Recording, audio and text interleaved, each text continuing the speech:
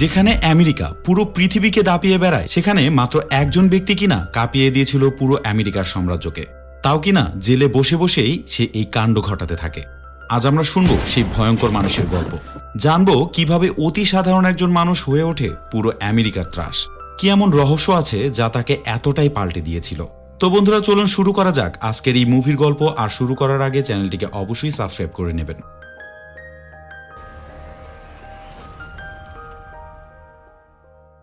Movie শুরুতেই আমরা Shelton নামের একজনকে দেখতে পারি, যে ব্যক্তি কিনা বিকেলবেলা তার বাসায় বসে বসে কোনো একটা কাজ করছিল।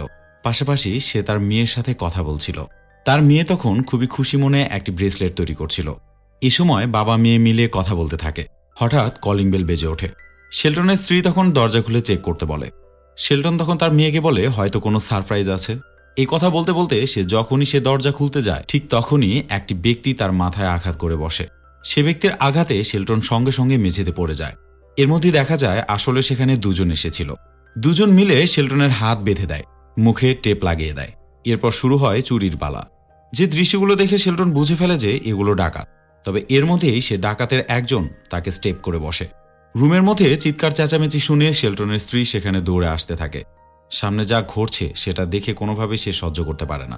তবে তার চিল্লাপালার জন্য ডাকাতেরা তাকেও আটক করে ফেলে। এরপর দুজনকে ফ্লোরে রেখে তারা তাদের প্রয়োজনীয় জিনিসগুলো ব্যাগে ভরতে থাকে। এতেও তারা ক্ষান্ত হয় না। চোখ পড়ে শেলটনের স্ত্রীর দিকে। তখন তারা তাকে রেপ করে সেখানে মেরে ফেলে। এরপর তারা শেলটনের ছোট্ট বাচ্চাটিকেও ছাড়ে না। ডাকাতেরা তাকে মারতেও দ্বিধাবোধ করে না। আর এভাবেই এক মুহূর্তে শেষ হয়ে যায় হাসি খুশি একটি পরিবার। এরপর সিনটি পরিবর্তন হয়। আমরা তখন নিককে দেখতে পারি। আসলেও নিক নামের এই ব্যক্তিটি ছিল একজন উকিল। বলতে গেলে সে অধিকাংশ কেসেই জিতে যেত, যার কারণে খুব সাকসেসফুল উকিল হিসেবে এই শহরে তার বেশ খ্যাতি আছে। সে এখন শেলটনের সেই কেসটি দেখছে, অর্থাৎ শেলটনের সেই কেসটি নিক নিজেই লড়ছে। যার কারণে কিছুক্ষণের মধ্যে নিকের সাথে শেলটনের আমরা কথোপকথন দেখি। শেলটন তখন নিকের কাছ থেকে জানতে চায় তার কেসটি কতদূর পর্যন্ত এগুলো। নিক তখন বলে, ডার্বি এবং রুপার্ট এমসে তোমার মেয়েকে এবং তোমার স্ত্রীকে হত্যা করেছে, সেটার কোনো এভিডেন্সই আমি খুঁজে পাচ্ছি না। তাই তুমি ধরেই নিতে পারো তোমার এই কেসে তুমি কোনোভাবেই জিততে পারবে না, কারণ তারা সবকিছু এমনভাবে করেছে যেটার কোনো প্রমাণই রেখে যায়নি। তুমি হয়তো তোমার চোখের সামনে দেখেছো, কিন্তু সেটার প্রমাণ তো আর কোনোভাবেই তুমি বের করতে পারছো না। যার কারণে বলতে পারো যে এই কেসে আমি হেরে যাচ্ছি। এজন্য আমি ডার্বির সাথে ডিল করেছি। আমি তাকে বলেছি সে যদি এমসের বিরুদ্ধে জবানবন্দি দেয় তাহলে 5 বছরের মধ্যে সে ছাড়া পাবে। পক্ষান্তরে এমসের 10 বছরের জেল হবে। এরপরই তার ফাঁসি হয়ে যাবে। এই প্ল্যানটি আমার কাছে মনে হচ্ছে সবচেয়ে বেশি গ্রহণযোগ্য, কারণ যে কোনো প্রকার এভিডেন্সের অভাবে তাদের শাস্তি না হওয়ার চেয়ে কিছুটা শাস্তি হোক সেটাও ভালো। শেলটন তখন তার কথা শুনে প্রচণ্ড রেগে যায়। সে বারবার বলতে থাকে এই সব কিছুর জন্য দায়ী ছিল ডার্বি নিজে, কারণ ডার্বি নামে সে ব্যক্তিটাই প্রথমত তাকে স্টেপ করেছিল। এরপর সে তার স্ত্রীকে রেপ করে হত্যা করে, এমনকি তার মেয়েকেও ছাড়ে না। আর রুপার্ট এমস অর্থাৎ তার সহযোগী তাকে বারবার এইসব করার জন্য বাধা দিতে থাকে। সে কোনো ক্রমেই তার কথা শোনে না। সেজন্য এই সব কিছুর জন্য দায়ী ছিল ডার্বি নিজেই। আর আপনি কিনা বলছেন ডার্বির জবানবন্দিতে ডার্বির শুধুমাত্র 5 বছরের জেল হবে, পক্ষান্তরে এমসের ফাঁসি হয়ে যাবে। এটা কিভাবে সম্ভব? শেলটন এই সময় তার স্বার্থের কথাই ভাবতে থাকে, কারণ সে অলরেডি ডার্বির সাথে কমিটেড। এমনকি সে যেহেতু কোনো কেসেই হারে না, সেহেতু এই কেসেও সে হারতে চায় না, কারণ সে তো একজন পেশাদার উকিল। তাকে জিতে গিয়ে তার প্রেস্টিজ তো রক্ষা করতেই হবে। শেলটন তার এসব কথা শুনে খুবই অবাক হয়ে যায়। একটা দেশের প্রশাসন কিনা এতটাও দুর্বল হতে পারে, যেখানে নৃশংসভাবে হত্যা করলো একজন, তার শাস্তি পাবে কিনা এখন অন্য আরেকজন। সিনটি পরিবর্তন হয়। আমরা দেখতে পারি নিক অলরেডি ডার্বির কাছ থেকে সেই সাইনটি করে নিচ্ছে, অর্থাৎ এই সাইনের পরিবর্তে সে এমসের বিরুদ্ধে সকল প্রকার সাক্ষী প্রমাণ দিচ্ছে, যার কারণে ডার্বির মাত্র 5 বছরের জেল হয়। শেলটন এই সময় একা দাঁড়িয়ে দাঁড়িয়ে সবকিছু দেখতে থাকে, কারণ তার কাছে কোনো এভিডেন্স না থাকায় সে সঠিক বিচার পেল না। ডার্বি এ সময় নিকের সাথে কথা বলতে থাকে এবং খুশিতে তার সাথে হাত মিলাতে থাকে। কিন্তু নিক এ সময় খুব একটা খুশি ছিল না, কারণ সে যা কিছু করেছে শুধুমাত্র নিজের ক্যারিয়ারের জন্য করেছে। দেখে বোঝাই যাচ্ছিল সে খুব একটা খুশি ছিল না। নিক বাসাতে ফিরেও তার স্ত্রীর সাথে খুব একটা ভালোভাবে কথা বলতে পারছিল না। তার মধ্যে তখনও পর্যন্ত হয়তো অপরাধবোধ কাজ করছিল। তার স্ত্রী তার কাছে সবকিছু জানতে চাইলে সে খুব ভালোভাবে তাকে কিছুই বলতে পারে না। আর এভাবেই 10টি বছর পার হয়ে যায়। এ সময় আমরা দেখতে পারি নিকেরও একটি মেয়ে হয়েছে। এ সময় নিক অফিসের জন্য রেডি হয়ে বের হতে থাকে। কেলি অর্থাৎ নিকের স্ত্রী তখন তাকে বলে, আজকে আমাদের মেয়ের স্টেজ পারফর্ম আছে, তুমি কিন্তু অবশ্যই সেখানে উপস্থিত থাকবে। নিক সঙ্গে সঙ্গে তাকে না করে দেয়। সে বলে, আমার অনেক কাজ পড়ে আছে, আমার কোনোভাবেই সেখানে অ্যাটেন্ড করা সম্ভব না। যেটা শুনে কেলির মন খারাপ হয়ে যায়, কারণ সে চাচ্ছিল এই দিনে নিক যেন তাদের সাথেই যায়। কিন্তু নিক তো কোনোভাবে আজকে বের হতে পারবে না, কারণ আজকেই সেই দিন যে দিনে কিনা ডার্বির সেই সহযোগী এমসের ফাঁসি হবে। এ সময় দেখা যায় গ্লাসের ওপার থেকে সবাই এমসের মৃত্যুদণ্ড দেখছিল। এমসকে তখন একটি বিশেষ এলিমেন্টের সাথে বেঁধে রাখা হয়েছে। তার হাতে অনেকগুলো স্যালাইনের মতো পাইপ সেট করা হয়েছে। এই পাইপগুলো সোজা গিয়ে মিশেছে কয়েকটি লিকুইড বিষযুক্ত জারের সঙ্গে, আর এই লিকুইডগুলো তার শরীরে প্রবেশ করা মাত্র সে মারা যাবে। এমস এ সময় অনেক ভয় পেতে থাকে। সে বারবার চিৎকার করে বলতে থাকে, আমি দোষ করিনি, তবু আমাকে কেন মৃত্যুবরণ করতে হচ্ছে? কিন্তু কেউ তার কথা শোনে না। প্রথম কয়েকটি লিকুইড তার শরীরে পুশ করা হয়। তাকে দেখে বোঝা যাচ্ছিল সে তখনও পর্যন্ত খুব একটা কষ্ট পাচ্ছে না। তবে যেই কিনা লাস্টের সেই লিকুইডটি তাকে পুশ করা হয়, ঠিক তখনই সে যন্ত্রণায় আঁতকে ওঠে। শেষ হয় আরেকটি প্রাণ। এরপর সিনটি পরিবর্তন হয়। আমরা দেখি পুলিশ অফিসার তখন জেলের ওয়ার্ডেনের সাথে কথা বলতে থাকে। পুলিশ অফিসারটি ওয়ার্ডেনের উপর প্রচণ্ড রেগে আছে। সে তাকে বলে, আমার কেন যেন মনে হচ্ছে সেদিন এমসের মৃত্যুর সময় তুমি ভুল কোনো লিকুইড ব্যবহার করেছো। তা না হলে সে এতটা কষ্ট পেয়েছিল কেন? কারণ আমরা যে লিকুইডগুলো ব্যবহার করি সেগুলো দিয়ে কেউ এতটা কষ্ট পায় না। এ সময় সেখানে একটি খালি লিকুইডের জার পাওয়া যায়, যেটা হাতে নিতেই তার গায়ে কিছু লেখা দেখা যায়। আর এ জায়গায় স্পষ্টভাবে লেখা ছিল, ভাগ্যের সাথে লড়াই করে কোনোই লাভ নেই। এই জারটি এবং এই লেখাটি দেখে সবাই অবাক হয়ে যায়, কারণ এটা দেখে সবাই সন্দেহ করতে শুরু করে হয়তো এই জারে থাকা লিকুইডটাই সেদিন ব্যবহার করা হয়েছে। কিন্তু এটা কিভাবে জেলের ভিতরে ঢুকতে পারে? জেলের সিকিউরিটি তো এতটাও খারাপ না। এ সময় নিকের হুট করে মনে পড়ে ডার্বির কথা, কারণ ডার্বি যেদিন সাইন করছিল ঠিক এই কথাটি সে নিজেও বলেছিল, অর্থাৎ যে কথাটি এই জারের গায়ে লেখা আছে। তখন নিক সন্দেহ করতে থাকে এই বিষয়টির সাথে অবশ্যই ডার্বির সংযোগ আছে। এরপরে আমরা ডার্বিকে দেখতে পারি, যে কিনা জেল থেকে ছাড়া পেয়ে এখন অনেক দূরে গিয়ে থাকে, তবে এখনো পর্যন্ত সে তার ক্রাইম অব্যাহত রেখেছে। অন্যদিকে দেখা যায় পুলিশ টিম তাকে ধরার জন্য তার ঠিকানা অনুযায়ী বেরিয়ে পড়ে। ডার্বির কাছে এ সময় একটি আননোন কল আসে। কলটি ধরার সঙ্গে সঙ্গে ওপাশ থেকে একজন বলে ওঠে, কিছুক্ষণের মধ্যেই তুই মারা যাবি, তাই যত তাড়াতাড়ি পারিস তোর পাশে থাকা পিস্তলটি নিয়ে বেরিয়ে যা। ডার্বি কোনোভাবেই বুঝতে পারছিল না কে তাকে এসব কথা জানাচ্ছে। সে জানালার পাশে গিয়ে দেখে পুলিশ অলরেডি তার বাসার কাছে চলে এসেছে। তাই কলে থাকা সে আননোন ব্যক্তির কথা মতো সে সেখান থেকে বেরিয়ে পড়ে। ফোনে থাকা সে ব্যক্তির লোকেশন অনুযায়ী ডার্বি যেতে শুরু করে। কিছুক্ষণ পর ডার্বি তার সামনে একটি কার দেখতে পারে। ঢুকতেই সে লক্ষ্য করে ভিতরে একটি পুলিশ বসে আছে। গানটি তার দিকে সে তাক করে। সে বলে, যত দ্রুত সম্ভব ড্রাইভ করে এখান থেকে আমাকে দূরে নিয়ে যাও। তবে সে পুলিশ সে কার থেকে বেরিয়ে আসে, যার কারণে ডার্বিও বাইরে বের হয়ে আসে। এরপর দেখা যায় সে পুলিশটি আসলে ছিল শেলটন। সে ছদ্মবেশে ডার্বির পিছু লেগেছে, যেটা দেখতে পেরে ডার্বি সঙ্গে সঙ্গে তাকে শ্যুট করতেই যাচ্ছিল। কিন্তু এই পিস্তলে তো কোনো গুলি ছিল না, কারণ শেলটনই এই পিস্তল তার বাসায় রেখে এসেছিল। তবে পিস্তলটির গোড়ায় এক প্রকার কাঁটা রাখা ছিল, আর এই কাঁটাগুলোতে বিষাক্ত কোনো পয়জন রাখা ছিল, যেটা কিনা ডার্বির হাত ভেদ করে ভিতরে ঢুকে গিয়েছিল। শেলটন তখন ডার্বিকে বলে, তুমি এখন প্যারালাইজড হয়ে যাবে। চারপাশে কি ঘটছে এবং তোমার সাথে কি হচ্ছে তুমি সবকিছুই বুঝতে পারবে, কিন্তু তুমি কোনো রিয়াকশনই দিতে পারবে না। এখন যদি ডাল্টনের উপর কোনো প্রকার অত্যাচার করা হয়, সব ব্যথায় সে অনুভব করতে পারবে, কিন্তু নড়াচড়া সে করতে পারবে না। তো যাই হোক, এরপর শেলটন ডার্বিকে কিডন্যাপ করে সেখান থেকে তার আস্তানায় নিয়ে যায়। আমরা দেখতে পারি এই সময় ডার্বিকে অলরেডি বেঁধে রাখা হয়েছে, আর এই আস্তানায় শেলটনের প্রয়োজনীয় ইকুইপমেন্টগুলো রাখা হয়েছে। শেলটন ডার্বির শরীরে একটি বিশেষ কেমিক্যাল ইনজেক্ট করে দেয়, আর এটার একমাত্র কারণ ছিল ডার্বি যেন অতিরিক্ত শারীরিক যন্ত্রণায় কোনোভাবেই সেন্সলেস না হয়ে যায়, কারণ শেলটন এখন তাকে সর্বোচ্চ শারীরিক শাস্তি দেবে, যে শাস্তিগুলো ডার্বিকে ফিল করতেই হবে, কারণ সে শেলটনের সামনেই তার স্ত্রী এবং মেয়েকে মেরে ফেলেছিল। এরপর ডার্বি সে বেডটি পিছনের দিকে নিয়ে যাওয়া হয়। উপরে ডার্বি তাকাতেই দেখে সেখানে একটি লুকিং গ্লাস লাগানো আছে। এই লুকিং গ্লাসের উপরে শেলটনের ওয়াইফ এবং মেয়ের ছবি রাখা ছিল, আর এই গ্লাসটি সেখানে ব্যবহার করা হচ্ছিল একটি কারণে, আর সেটা হলো ডার্বিকে কিভাবে অত্যাচার করা হচ্ছে সেটা যেন ডার্বি নিজের চোখে দেখতে পারে। এত কিছুর পরে ডার্বির বুঝতে আর বাকি থাকে না যে আজকে তার জীবনের শেষ দিন হতে যাচ্ছে। শেলটন তাকে এখনই মেরে ফেলবে। এরপর শেলটন সেখানে একটি ভিডিও ক্যামেরা সেট করে। শুরু হয়ে যায় তার অত্যাচার, যেগুলো কিনা ডার্বি নিজের চোখে দেখতে পারে। সে মৃত্যু যন্ত্রণায় ছটফট করতে থাকে, কিন্তু নড়াচড়ার উপায় তো তার আর নেই। শেলটন তখন তার পাস্টকে অনুভব করতে পারে, কারণ এভাবেই তার চোখের সামনে তার মেয়েকে এবং তার স্ত্রীকে হত্যা করা হয়েছিল। এরপর সিনটি পরিবর্তন হয়। আমরা নিককে তার সহযোগী সেহরার সাথে কথা বলতে দেখি। সেহরা তখন নিককে ডার্বির নানা প্রকার ক্রাইমের কথা বলতে থাকে, যেগুলো শুনে নিক বুঝতে পারে যে ডার্বি ক্রাইম করে সত্য, কিন্তু তার এতটাও বুদ্ধি নেই। এমসের মৃত্যুদণ্ডের দিন যেভাবে এমসকে যন্ত্রণা দিয়ে মেরে ফেলা হয়েছিল, সে কাজটা করার মতো বুদ্ধি ডার্বির মাথায় ছিল না। অর্থাৎ এমসের এমন যন্ত্রণাদায়ক মৃত্যুর পিছনে অবশ্যই অন্য কারো হাত আছে। এর মধ্যেই নিকের কাছে একটি কল চলে আসে। তাকে জানানো হয় ডার্বি মারা গেছে। ঘটনাস্থলে গিয়ে সবকিছুই তারা দেখতে পারে। ছিন্ন বিচ্ছিন্ন শরীর দেখে তারা বুঝতে পারছিল না যে তাকে কেন এভাবে হত্যা করা হয়েছে। সেটা তখন নিককে বলে শেলটন অনেক নামী একজন ইঞ্জিনিয়ার, তার মেয়ে এবং স্ত্রীর মৃত্যুর পরে সে তার কাজে আরও বেশি মনোযোগ দেয়। বিগত দিনগুলোতে সে অনেক কিছুই আবিষ্কার করে। তার আবিষ্কার সেল করে সে অনেক টাকার মালিক। সেগুলো দিয়ে সে অনেক ফাঁকা জায়গা, অনেক অ্যাপার্টমেন্ট এবং অনেক জায়গায় কিনে রেখেছে। তবে কিছু কিছু বিষয় সন্দেহ করার মতো। সে আসলেও তার ফাঁকা জায়গাগুলোতে কি করে তা আমরা বুঝতে পারছি না। সে সবাইকে জানায় রিসার্চ করার জন্য এই জায়গাগুলো তার প্রয়োজন হয়। এরপর সে পুলিশ টিম শেলটনের একটি আস্তানা ঘিরে ফেলে। শেলটন তখন একটি বিশেষ আবিষ্কারে ব্যস্ত ছিল। শেলটন বুঝতে পারে পুলিশ তাকে ঘিরে নিয়েছে। সে দেরি না করে স্যারেন্ডার করে দেয়। তবে এ সময় পুলিশের সাথে নিকু উপস্থিত ছিল। শেলটন সেটা খুব ভালোভাবে লক্ষ্য করে। পুলিশগুলো এরপর শেলটনের আস্তানা তন্ন তন্ন করে সার্চ করে। তারা সেখানে সন্দেহজনক কোনো কিছুই খুঁজে পায় না। তবে সেখানে আইন বিষয়ক অনেকগুলো বই পাওয়া যায়। অর্থাৎ শেলটন তার ইঞ্জিনিয়ারিং এর পাশাপাশি আইন বিষয়ক বইগুলোও পড়ত। নিক তখন সকল প্রকার যোগ বিয়োগ করে বুঝতে পারে যে আসলেও ডার্বিকে শেলটনই মেরে ফেলেছে। কারণ তাকে মেরে ফেলার জন্য যে টেকনোলজিগুলো ব্যবহার করা হয়েছে সেটা শেলটন ছাড়া আর কেউই বানাতে পারবে না। পাশাপাশি এই হত্যাকাণ্ডগুলো করার পেছনে যতটা বুদ্ধিমান হওয়া দরকার শেলটনের সাথে সেটা পুরোপুরি মিলে যায়। এরপর পুলিশ শেলটনকে ধরে নিয়ে আসে। নিক সেখানে উপস্থিত হয়ে শেলটনের সাথে কথা বলতে থাকে।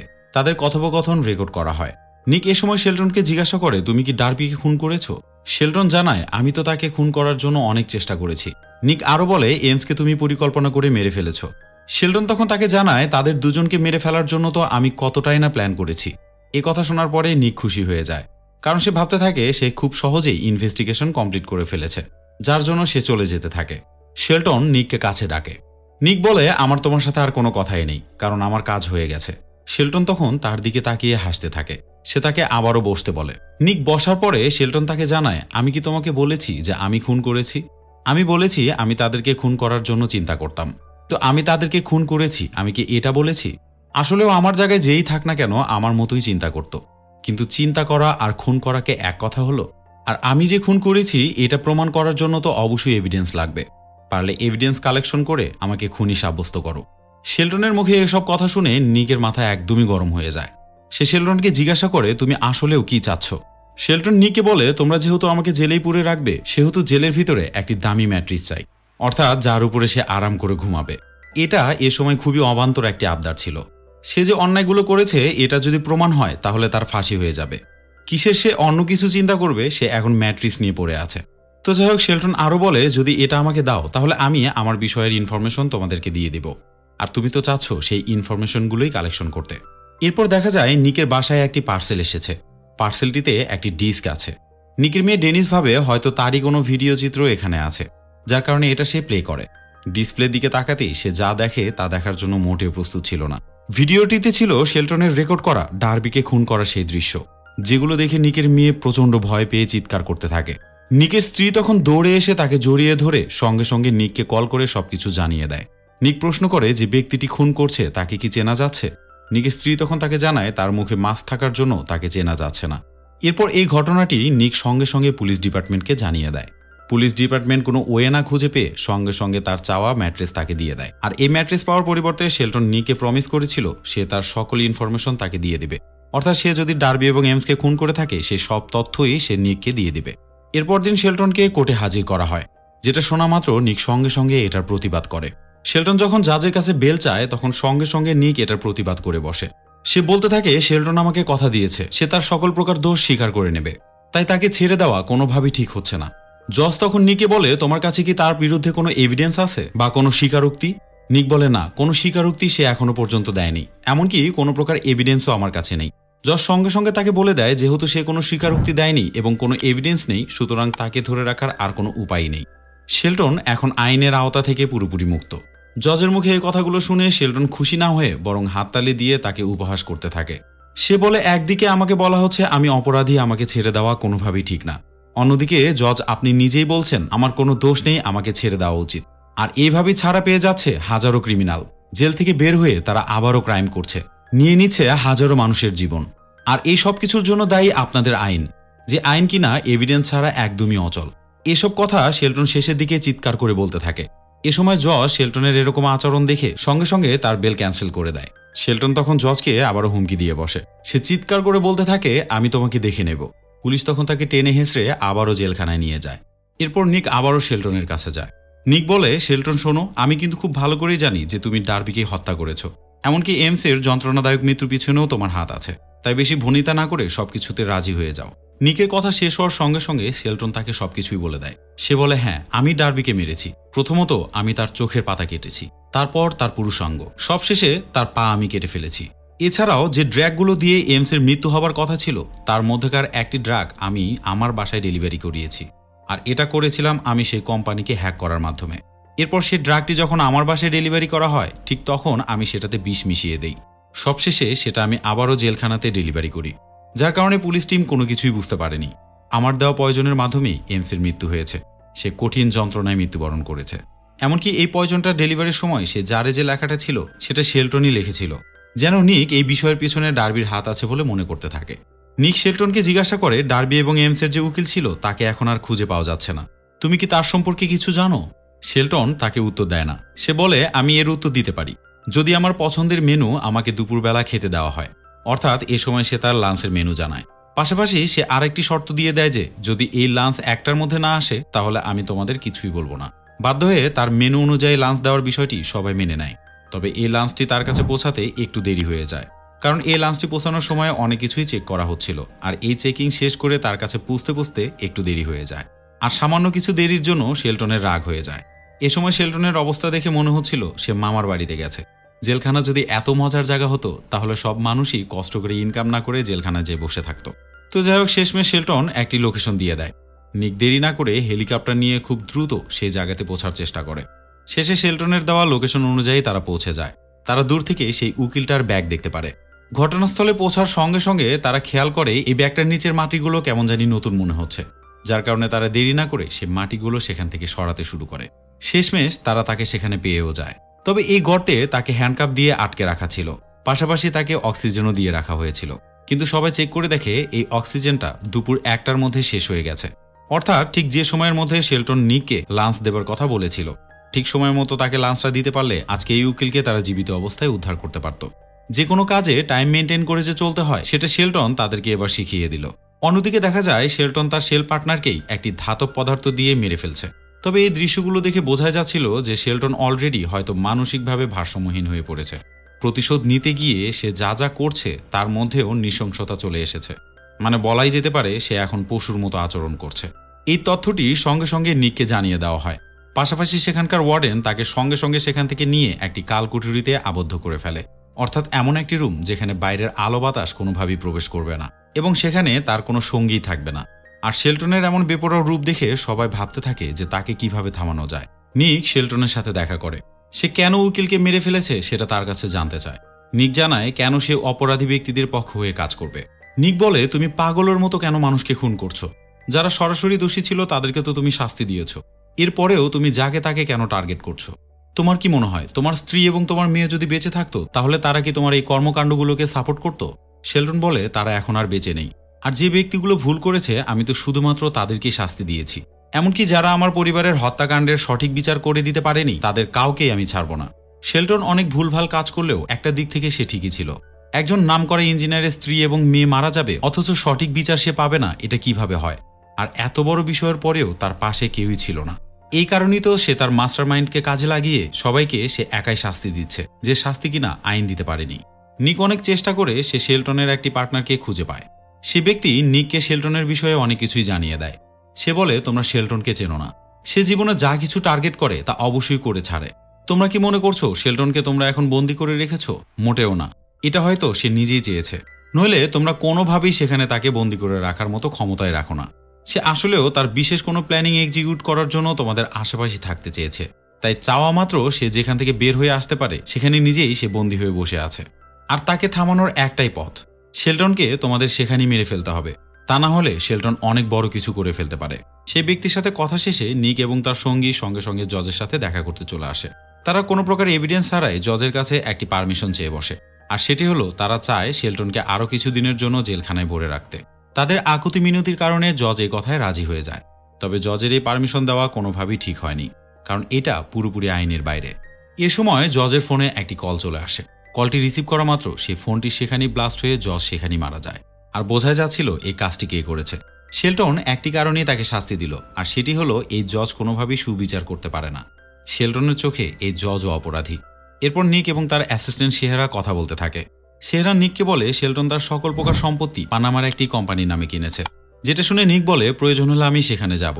এরপরই নিক শেলটনের সাথে দেখা করতে যায়। শেলটন নিককে বলে, আজকে সকাল 6টার মধ্যে যদি তুমি আমাকে এখান থেকে না বের করে দাও তাহলে আমি সবাইকে মেরে ফেলবো।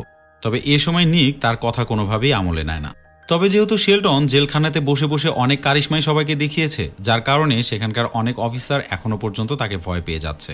তারা সবাই সকাল 6টা পর্যন্ত ভয়ে ভয়ে ওয়েট করছিল। সবাই ভাবতে থাকে হয়তো 6টার মধ্যে এমন কিছু ঘটবে যেটা তাদের জন্য অমঙ্গলকর, কিন্তু 6টা বেজে যায়, কোনো কিছুই হয় না। সবাই ভাবতে থাকে শেলটন হয়তো এবারের জন্য সবাইকে মিথ্যা কথা বলেছে। এরপর সেহরা তার কলিগদের বিদায় দিয়ে অফিস থেকে বের হতে থাকে।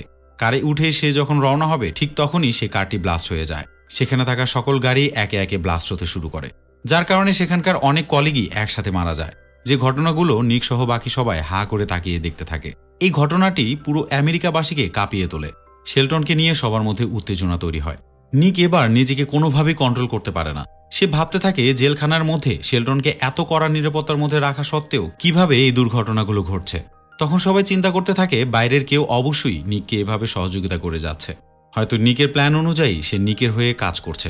নিক কিছুক্ষণের মধ্যে জানতে পারে যতগুলো গাড়ি এখানে বিস্ফোরিত হয়েছে প্রত্যেকটা গাড়িতেই টাইম বম লাগানো ছিল, কিন্তু তার গাড়িতে কোনো টাইম বমই লাগানো ছিল না। সে ভাবতে থাকে শেলটন বারবার তাকে কেন ছেড়ে দিচ্ছে, তাকে বেঁচে রাখার পিছনে শেলটনের কারণই বা কি। নিক এরপর শেলটনের সাথে দেখা করতে যায়। শেলটন যে মুহূর্তে তার সামনে আসে ঠিক তখনই নিক নিজের রাগ ধরে রাখতে না পেরে শেলটনকে ঘুষি মেরে বসে। শেলটন রক্তাক্ত হয়। শেলটন বলে, আমি কোনো ব্যক্তির উপরে রেগে নেই, আমেরিকার বিচার ব্যবস্থায় আমার মেইন টার্গেট। আসলে বিচার ব্যবস্থার মধ্যে যদি কোনো ভুল ত্রুটি থাকে তাহলে সেটা বিচার হয় কিভাবে। নিক এ সময় শেলটনের দিকে তাকিয়ে বুঝতে পারে তাকে থামানো আর কোনোভাবেই সম্ভব না। তাকে থামাতে হলে অন্যভাবে ভাবতে হবে। নিক এবং তার কলিগ মিলে সেহরার সমাধিতে যায়। এ সময় নিক একটি ছোট্ট কার দেখতে পারে, যে কারের উপর গান সেট করা আছে। আর এই সব কিছু হয়তো দূর থেকে কন্ট্রোল হচ্ছিল কোনো এক রিমোট কন্ট্রোলারের মাধ্যমে। ঠিক এই মুহূর্তে নিক এবং তার কলিগদের গাড়ির উপরে এটি অনবরত গুলিবর্ষণ করতে থাকে। নিজেদের বাঁচানোর জন্য তারা কোনো রকম নিচু হয়ে বসে থাকে। একটা মুহূর্তে সেই মিনি কার থেকে একটি লঞ্চার বেরিয়ে আসে, সোজা তাদের উপরে অ্যাটাক করে বসে। এতে তাদের সামনের গাড়িটা ধ্বংস হয়ে যায়। সে গাড়িতে থাকা তাদের একটি সিনিয়র কর্মকর্তা সেখানে মৃত্যুবরণ করে। এ সময় পুরো শহরটা এতটাই ভারসাম্যহীন হয়ে যায় যে প্রত্যেকটা মানুষ আতঙ্কে থাকতে শুরু করে। শহরের মেয়র এটার জন্য একটি মিটিং ডাকে। মেয়র পুরো শহরে এবার ইমার্জেন্সি জারি করে দেয়। মেয়র নিককে আগে থেকেই জানতো, সে এটাও জানে অনেকদিন যাবৎ সে শেলটনকে চেনে, যার কারণে মেয়র তার র্যাঙ্কিং আরও বাড়িয়ে দেয়। এখন থেকে নিক এই কেসের জন্য যা ইচ্ছা করতে পারবে, পুরো স্বাধীনতা নিয়ে নিক মুভ করতে পারবে। নিক এরপর শেলটনের অনেক তথ্য কালেকশন করতে শুরু করে। শেষমেশ তার চোখ পড়ে সেহরার একটি মেইলে, যে মেইল থেকে নিক শেলটনের অনেক তথ্যই পেয়ে যায়। এই মেইলের তথ্য অনুযায়ী নিকের একটি সম্পত্তির খোঁজ পাওয়া যায়। এটি হলো বন্ধ হয়ে যাওয়া একটি কারখানা, যেটা শেলটন আজ থেকে প্রায় 10 বছর আগে কিনেছিল। তবে এই সম্পদের সবচেয়ে গুরুত্বপূর্ণ বিষয়টি হচ্ছে এটা ছিল ঠিক জেলখানার পাশেই। নিক সঙ্গে সঙ্গে সন্দেহ করে বসে। সে তার একটি কলিগ নিয়ে সেখানে পরিদর্শন করতে যায়। কারখানার চারদিকে পুরনো অনেক মেশিন পড়েছিল, তবে শেষমেশ তাদের চোখ পড়ে একটি কারের উপরে, যে কারটি নিক শেলটনকে অ্যারেস্ট করার সময় তার বাসার সামনেই দেখেছিল। তারা দুজনেই সে কারের দিকে এগুতে থাকে। একটু বসতেই সে কারের নিচে তারা একটি সুড়ঙ্গ দেখতে পারে। এই সুড়ঙ্গটির ভিতরে ঢোকার পরে তারা হতভম্ব হয়ে যায়। তাদের মাথায় ধরছিল না যে শেলটন একা এ সব কিছু কিভাবে করেছে। আসলেও কোনো মানুষ একা কি এটা করতে পারে? তারা একটু একটু করে সামনের দিকে এগুতে থাকে। সুড়ঙ্গটির অপর মাথাটি সোজা গিয়ে মিশেছে সেই কালকুঠুরিতে, ঠিক যে রুমে এখন শেলটনকে রাখা হয়েছে। তারা সেই রুমে ঢুকে পড়ে। এ সময় শেলটনকে সেখানে দেখা যায় না। শেলটনের রেখে যাওয়া একটি কাগজ দেখে সবকিছুই তারা বুঝতে পারে। শেলটন নির্দিষ্ট সময়ে এখান থেকে বের হয়ে গিয়ে একটি বিল্ডিংয়ে সুইপারের কাজ করত, যেন কোনো মানুষই তাকে চিনতে না পারে। যেটা দেখে কিনা তারা সঙ্গে সঙ্গে সেই বিল্ডিংয়ের দিকে যেতে থাকে, কারণ নিক এতক্ষণে বুঝে গেছে শেলটন আজকে হয়তো বড় কোনো কিছু করতে যাচ্ছে। এরপর প্রশাসনিক সকল লোকজন সেই বিল্ডিংটা ঘিরে ফেলে। শেলটন এ সময় বুঝে ফেলে যে তাকে চারদিক থেকে ঘিরে নেওয়া হয়েছে। শেলটন তখন তার কাজের গতি বেড়ে দেয়। একটা সময় সে তার কাজ কমপ্লিট করে সেখান থেকে বেরিয়ে পড়ে। তবে সে এই বিল্ডিংয়ের সবকিছুই দেখতে পারে, কারণ এই বিল্ডিংয়ের সকল সিসি ক্যামেরাই সে হ্যাক করে ফেলেছে। এরপরই সিনটি পরিবর্তন হয়।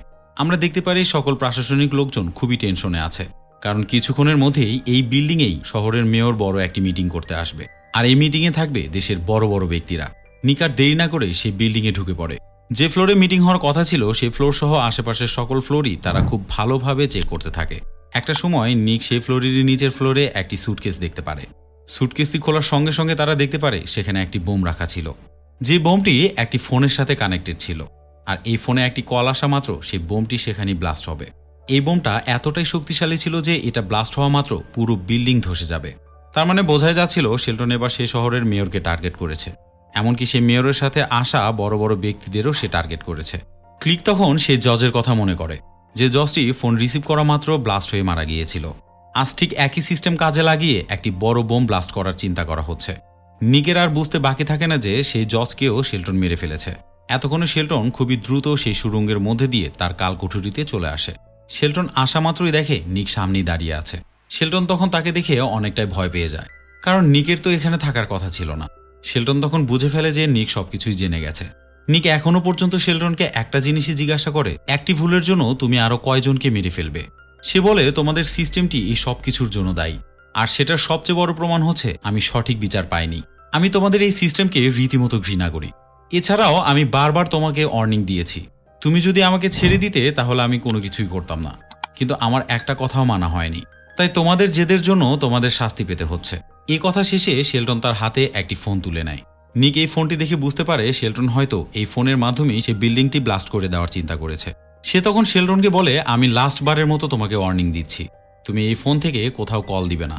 আর যদি কল দিয়ে বসো তাহলে তুমি নিজেই নিজেকে ক্ষমা করতে পারবে না, কারণ এটাই হবে তোমার জীবনের সবচেয়ে বড় ভুল। কিন্তু কে শোনে কার কথা? শেলটন রীতিমতো তার ফোন দিয়ে সে নাম্বারে কল দিয়ে বসে। এ সময় নিক তার দরজা বন্ধ করে বাইরে চলে যায়। শেলটনের কানে একটি বিপটন চলে আসে। সে পাগলের মতো খুঁজতে থাকে এই সাউন্ড কোথায় থেকে আসলো। কিছুক্ষণ খুঁজেই সে বেডের নিচে একটি সুটকেস দেখতে পারে, যে সুটকেসটি সে বিল্ডিংয়ের নিচেই রেখে এসেছিল, আর এর ভিতরেই ছিল সেই বোমটি, যেটা শেলটন দেখে সঙ্গে সঙ্গে বুঝে ফেলে যে এই বোমটি সে নিজেই সেট করে এসেছিল সে বিল্ডিংয়ের নিচে। তখন সে সেই সুড়ঙ্গের রাস্তা খুঁজতে থাকে, কারণ সে যদি এখন এখান থেকে পালাতে না পারে তাহলে তার নিজের তৈরি বোমেই সে মারা যাবে। কিন্তু সে লক্ষ্য করে দেখে সেই সুড়ঙ্গের পথ নিচ থেকে অলরেডি বন্ধ করে দেওয়া হয়েছে, অর্থাৎ এই বোমের হাত থেকে বাঁচার জন্য শেলটনের আর কোনো পথই খোলা নেই। তাই শেষ মুহূর্তে সবকিছু মেনে নিয়ে সে বেডের উপরে বসে পড়ে। সে বুঝে যায় সে এখন মৃত্যু পথযাত্রী, কারণ সেই নাম্বারে কল দেওয়ার 40 সেকেন্ডের মধ্যে এই বোমটি ব্লাস্ট হয়ে যাওয়ার কথা। এখন সেটার কামডাউন চলছে। এ সময় সে তার মেয়ের হাতে বানানো সেই ব্যান্ডটা বের করে দেখতে থাকে। এর কয়েক সেকেন্ডের মধ্যেই বোমটি ব্লাস্ট হয়ে যায়। শেলটন তার শেষ নিঃশ্বাস এখানেই ত্যাগ করে। এ সময় আমরা দেখতে পারি নিক বাইরে দিয়ে হেঁটে চলে যাচ্ছে। এরপর সিনটি পরিবর্তন হয়। আমরা একটি স্টেজ পারফর্ম দেখতে পারি। নিকের মেয়ে ডেনিস সেখানে পারফর্ম করছিল। তবে এই দিনে নিকের স্ত্রী একা আসেনি, নিক নিজেও সেখানে উপস্থিত ছিল। এই দৃশ্যের মধ্যে দিয়ে বোঝা যায় শেষমেশ নিক তার ফ্যামিলিকে গুরুত্ব দিতে শিখেছে। আর এই সুন্দর দৃশ্যের মধ্যে দিয়ে আজকের এই মুভিটি শেষ হয়ে যায়। তো এই গল্পটি আপনাদের কেমন লেগেছে অবশ্যই কমেন্টস করে আমাকে জানাতে পারেন। পাশাপাশি এই চ্যানেলে নতুন হলে আপনার একটাই, এই চ্যানেলটিকে সাবস্ক্রাইব করবেন। লাইক, কমেন্টস এবং শেয়ারের বিষয়টি আজকের বারে আপনাদের উপরই ছেড়ে দিলাম। তো আজকের বারে এখানেই বিদায় নিচ্ছি। দেখা হবে পরবর্তী আরেকটি ভিডিওতে। ততক্ষণে সবাই ভালো থাকবেন, সুস্থ থাকবেন। আল্লাহ হাফেজ।